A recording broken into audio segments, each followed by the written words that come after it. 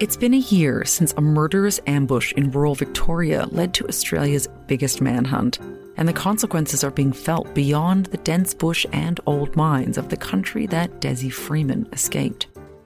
Because Freeman didn't just shatter the lives of those left behind after he killed 2 police officers.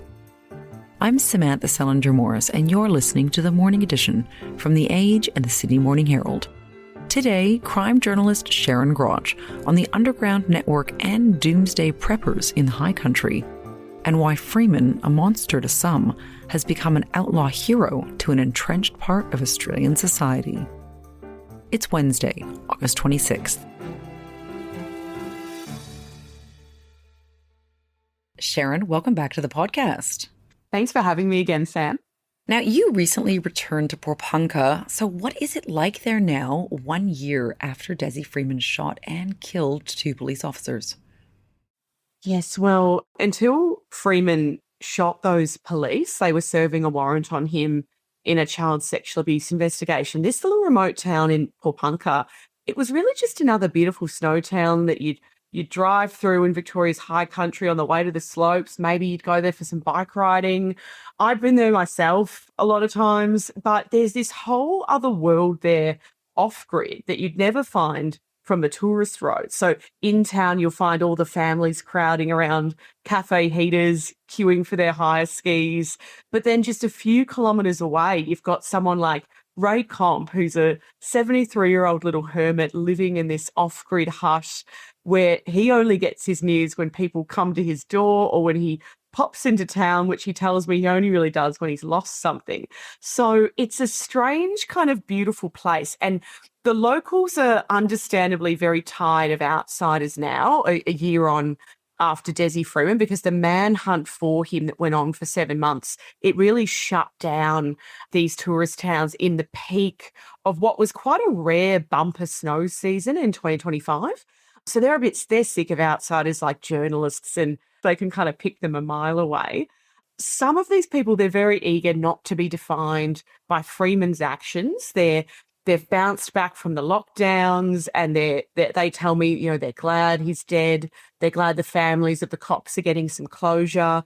But then there's other people just as eager to insist they don't believe the official story. They'll accuse the media of missing the real details, but then they couldn't possibly divulge those details, and they're citing unspecified legal advice or unproven conspiracy theories. So it's a little bit of a strange place, but everyone there really does want answers. And could you just remind listeners, who Dezi Freeman was and what happened on that date, on August 26th, 2025?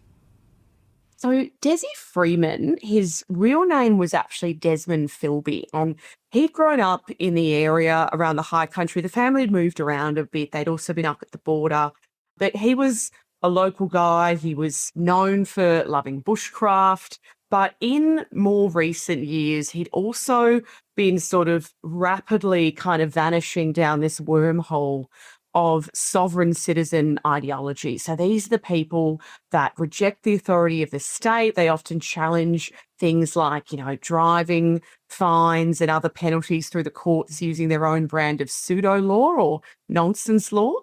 They might drive under fake license plates. They'll often homeschool their kids and live off-grid like Dezi did. And sometimes they change their name to Freeman, which is how we ended up with Dezi Freeman. So on that day, on August 26th, there was 10 cops going to serve a warrant on Dezi Freeman in a child sexual abuse investigation. They took, 2 of their best. They took a retiring veteran, Neil Thompson. They took a young cop named Vadim, who had just come down from Melbourne. He'd been with the Rapid Order Response Squad. They didn't want to spook him too much, so they didn't bring in like the specialist tactical cops. But they came in to speak to Dezi, and it ended up with Dezi barricading himself inside the makeshift bus that he was living off-grid on this property, this big farm where a lot of people were living. He barricaded himself in there with him and his wife Marley and their little toddler. When the cops tried to enter after long negotiation, they didn't realise he had a gun. He fired. He killed two of the cops, he injured another, and he fled down to the Buckland River. And he wasn't seen again for another 7 months. So this is 7 months on the run in really treacherous terrain. And I wanted to ask you a bit about that terrain because there was a refrain that was repeated to you by some of the people that you spoke to when you were in the town and the places surrounding that. And that was that the high country was, quote, still Kelly country. So what did they mean by that? And I guess what does this say a year on, or what does this illuminate for those of us who are not familiar with this area and with some of the people who live there? Yes, well, Kelly country, I guess this is different country. It's not maybe, the outback dusty noir that people might think of with the Australian bush. It's beyond that tourist bubble of Bright and Pawnpumka. It's actually really treacherous. If you stray too far for the path, you can end up to your neck in blackberries. There's old mine shafts, there's secret tunnels. And of course, conspiracy theorists online that have really lionised Dezi, including while he was on the run, they've really latched onto this idea that Pawnpumka is only about 80 kilometres away from Glenrowan, which is, of course, the famous site of Ned Kelly's last stand against police about 150 years ago. But remember, Ned Kelly also murdered those cops. So in the wake of this, I mean, even some of Neil Thompson's friends around town have been sort of revealed to have sympathies to these anti-government views. It's in this part of the world that you will find that these sovereign citizen ideas are popping up more and more. Local councils are talking about them. Even at federal elections, they're noticing more of these protest votes. And online that, with Dezi on the run until he was caught at that hideout, many kilometres away at the border with New South Wales and shot dead then after refusing to surrender to police. He really became, for a lot of people online, this sort of modern day Ned Kelly figure on the run, putting his nose up at authorities. We even saw his image appear at some far right rallies and things like that. And one of the things that I think fascinates me, certainly I'm sure will fascinate a lot of listeners and people who read your incredible feature, was how Dezi Freeman was actually able to disappear into this treacherous bush after he killed those two police officers and severely injured another one. And, many listeners will remember that there was this massive manhunt said to be Australia's biggest in history. But we know it took 7 months for police to find him. So do we know now, or did you find out much about how he was actually able to evade police for so long? Because it seems like some of the locals told you that at times it felt like half the state's police force were looking for this man. Yeah, one of the things I really wanted to try to understand was how you would survive out here in bush like this. I mean, it's wet, which means, water won't be as much of a problem, but it is really difficult terrain. Dezi, though, was a really well-known bushman. He was actually part of an Australian prepper community. So these are the people sort of prepping for disaster, whether it's, asteroid collision, whether it's civil war, whether it's foreign invasion. And Dezi, some of his mates, they recalled very well him pointing out his various stashes on the mountain, these sort of feeder trails that if you were moving, you would make use of. But of course, police also know he had help on the run. And the tip-off that eventually led to the cops finding him in this little shipping container up at the border, and he also travelled over the border into New South Wales while he was on the run, that came from someone close to him, someone who eventually turned on him, as we discovered the day he was shot dead. So certainly he had help. It wasn't all him just living rough in the bush. And now you actually tried to enter the property. This is where Dezi Freeman actually was living on this farm. And not easy for you to access that. Numerous warning signs, to say the least. Can you just tell us, I guess, a bit about what was going on in that property? Yes, so the remote property where the Freemans were living before the shooting, you can see it from the hills actually near the airfield, but it's really easy to miss the turnoff. It's down this narrow gravel track. You kind of drive through this tunnel of forest. There's this kind of almost beautiful kind of fairy tale forest feeling here. It's like an enchanted forest, but when the sky darkens, it does feel a bit eerie. And at the end, there's a gate. And the gate has a lot of handwritten cardboard signs on it warning, exclusion zone, trespassers will be penalised $10,000. And Freeman was living here with a little community, we're told, but it's a property owned by locals Andrew and Rebecca Swift. And they still live there. And locals tell me they're really well liked. They're very private. They're known for their anti-government views, particularly Rebecca, but they're well liked in town. Their chestnut hummus is a favourite at the local farmers market. They have a chestnut farm there. And parts of it are this really beautiful, idyllic sort of farm community lifestyle. But also, Freeman had himself made a lot of, I guess, amendments to the property. One of them was the gate, but also these solar powered cameras all throughout the trees. Everywhere he lived, we're told he had issues with his neighbours. He had confrontations also with landlords. He would construct these elaborate hides from which to watch his neighbours. He'd strap cameras to his chest. He had this camo suit he'd run around in, which made him look like Chewbacca from Star Wars. And there were several occasions where child services and police did surround that property and that makeshift bus where he was living before the shooting out of concern for the Freeman kids, because they were being homeschooled and they were looking to check on them. And that approach was picked up by Freeman's ring of CCTV, and this sort of history of confrontation he had with police was really starting to escalate in the years and particularly the weeks and months before this happened. I mean, he became a bit infamous around the time of COVID because he was involved in this push to try and prosecute then Premier Daniel Andrews.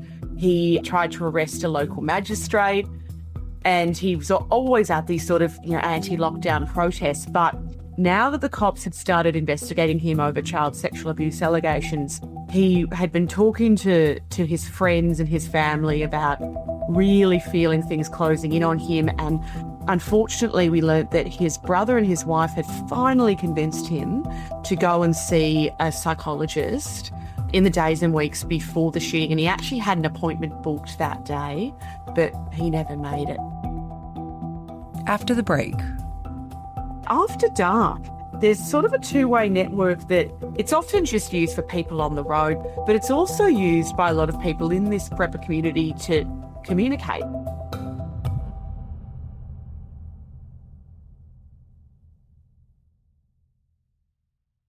And I wanted to ask you one other incredibly interesting detail from your feature about this underground network, I guess, that Dezi Freeman was a part of.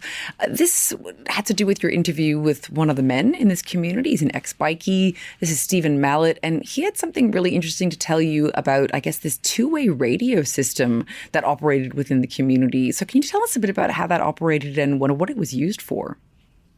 Yeah, so I didn't realise that after dark, Steve was great. He sort of explained to me a little bit about this prepper group that Freedom was part of. And, a lot of these people are just training for sort of regular survival out in the wilderness where they go out a lot hunting and fishing and hiking. But after dark, there's sort of a two-way network that it's often just used for people on the road. Maybe they've come to grief on these twisty alpine roads. They're radioing for some help, but it's also used by a lot of people in this prepper community to communicate. And Steve himself has since got to know and met a lot of these characters, and one of them was Dezi Freeman. So when Freeman went on the run, Steve suddenly found a whole squad of tactical cops at his door. He was one of the first people raided. Now, he was cleared of involvement in helping Dezi, but he was sort of explaining to me, like he could have just jumped over his back fence. The forest is right there. And from there, he said he would have just kept moving. So he would have packed light. He would have moved through the pine plantations, the wineries, stealing fruit off the trees, maybe going up the river and kayaking. And these are all sort of leading theories for maybe how Dezi did move around, or maybe even how Dezi met up with someone who later helped him get out of the area. But a lot of locals said to me, Steve wasn't the only one. They said, in all their months of searching, the cops really still only scratched the surface of that forest because there's hidden waterfalls, there's hidden huts, there's mine shafts. They searched a lot of them. But it really is sort of treacherous terrain, and unless you know it intimately, it's quite easy to lose someone out there. Which is really interesting because one of the most striking points of the interview that you had with Stephen Mallet, this ex-bikie who's part of this underground network, is he said, of the way that he could have just sort of escaped into the bush behind. He said, quote, "They'd never find you," which of course leads us to the massive question that overhangs this entire ordeal, which is, of course, how did Dezi Freeman escape and who helped him? That's, of course, all yet to be answered. So will it ever be answered? Well, I think police are certainly starting to close in. So remember, before they got that surprise tip-off from someone close to Freeman that he was actually alive and he was up at the border in New South Wales, they'd actually thought he was dead. And then this intelligence came in, took them to the border. And from there, we've seen a whole bunch of raids on associates of Freeman. They keep arresting people and releasing people. So it will be interesting to see if they do finally file charges. But certainly police believe he had help. They don't think it was just him with his bug out bag alone in the bush that entire time. So I think there's a bit more to go. But the wiretaps, the surveillance of that area was incredibly difficult. It wasn't just the manhunt that presented challenges. I mean, surveilling properties of this size, they had little drones buzzing around after dark that the locals knew about, but the locals also knew they were tapping the phones. And those phone lines were surprisingly quiet. So there's a bit yet to go on, but of course, when they raid someone, they can seize their phone. So the inquest, though, is still to happen, and that will look into both the shooting on August 26th that claimed the lives of those two cops and injured another, but also it will look at the shootout with Dezi. So hopefully that'll give a bit more answers, particularly for the families. I know a lot of those families, they went along to some of the early hearings. A lot of Neil Thompson, he's known as Tomo, his cop mates were up the back with his sisters and his family, listening to every word. And one thing that we do know from that is that when those cops went there to serve that warrant on Dezi Freeman, they didn't know what they were walking into. I mean, I've spoken to cops that were there that day. They didn't realise he had a gun. So certainly there's a bit more to come out there in how it all unfolded. But we do know that, Dezi shot those two cops as they were trying to enter the bus. And I want to ask you a question about the way Dezi Freeman is seen now, because there is a whole group of people who really do idolize and romanticize him. So I guess, do you find that shocking at all, given that, of course, he did murder these two police officers? One, Neil Thompson, was on the very cusp of retiring. I think that might have been his last week at work of the day of the shootout. Another, Vadim, you've spoken about, he was at the very beginning of his career. And of course, Dezi Freeman was wanted for questioning over serious child abuse allegations. So why do people ignore that or, still believe he's a hero?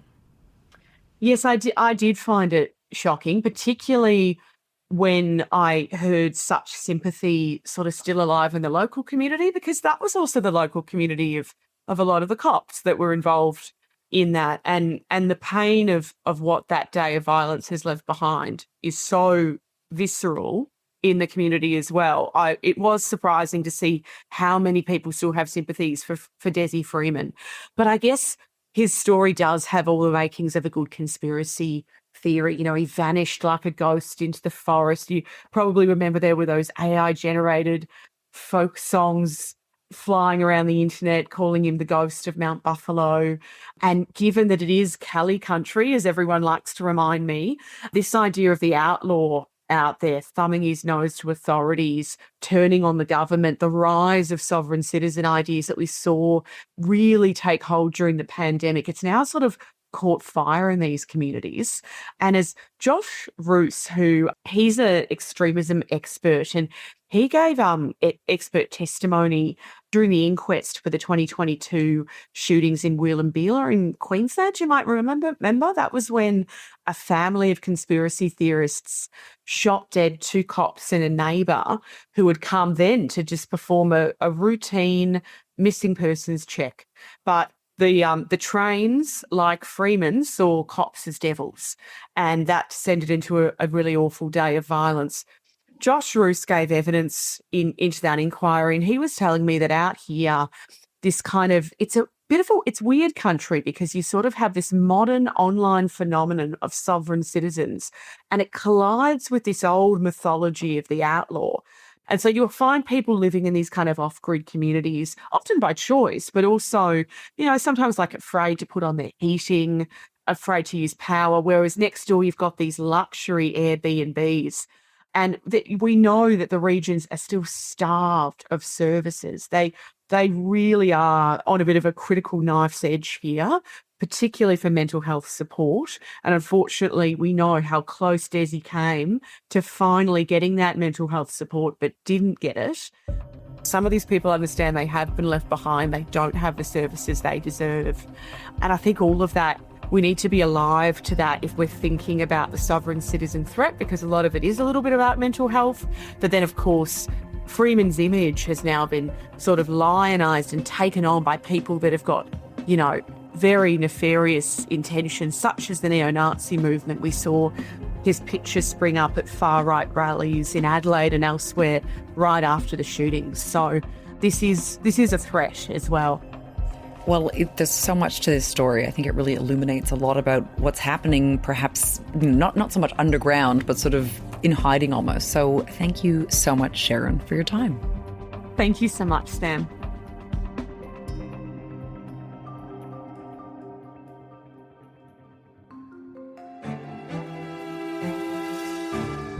In other news today, Victoria's dental industry has slammed an election promise by Premier Ben Carroll to establish 10 free public dental clinics, dubbing it a political ploy to buy votes, which could blow out years-long waiting lists for the state's most vulnerable patients. And home sellers with a pressing reason to offload their properties, like divorce, downsizing, or death, are propping up listing levels, while those with less urgency hold fire as market watchers tip property prices have further to fall. You can read more at theage.com.au or smh.com.au. Today's episode was produced by Chi Wong. Our executive producer is Tammy Mills, and our podcasts are overseen by Lisa Muxworthy and Tom McKendrick. If you like our show, follow The Morning Edition and leave a review for us on Apple or Spotify. Thanks for listening.